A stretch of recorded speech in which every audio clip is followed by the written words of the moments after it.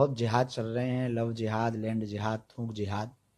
पहले ये लोभ लालच देकर, प्रेम दिखाकर, झांसा दिखाकर के हिंदुओं की बहन बेटियों को अपने झांसे में लेते हैं, प्रेम जाल में फंसाते हैं।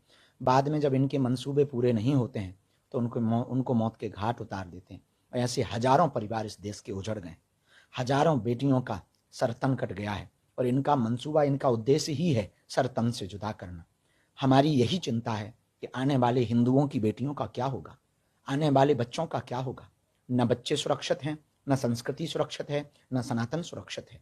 इसी चिंता में हम दिन रात अनवरत हिंदुओं को जागने की अपील कर रहे हैं, उनको प्रार्थना कर रहे हैं, गांव गांव जाकर के उनको जगाने के लिए पदयात्रा कर रहे हैं। और यह क्रांति जब तक हमारे तन में प्राण है तब तक तो हम प्रयत्न है हमारा, ये क्रांति अनवरत जारी रहे। यही हमारी प्रार्थना है। अब भी नहीं जागे तो कभी नहीं जाग पाओगे। इसलिए हम सबको अब जाग करके, हम एक किसी गायक ने कहा था, तू लक्ष्मी बन, तू काली बन, पर कभी न बुरके वाली बन।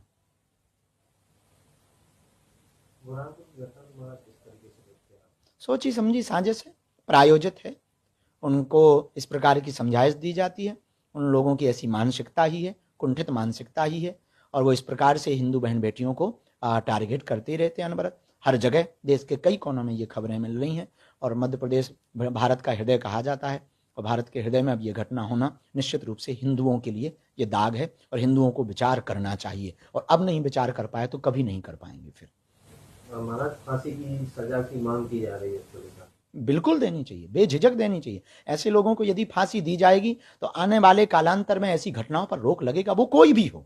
हम ये कहना चाहे कोई भी हो, क्योंकि एक बेटी का जब घर उजड़ता है तो वो उसका पूरा परिवार बिखर जाता है। क्या बीत रही होगी उनके पिता पर, क्या बीत रही होगी उनके भाई पर, क्या बीत रही होगी उसकी बहन पर, क्या बीत रही होगी उसकी आत्मा पर। तो हमें लगता है कि यदि फांसी का प्रावधान होगा तो आने वाले समय में जल्दी से ऐसी घटनाओं पर रोक लगेगा।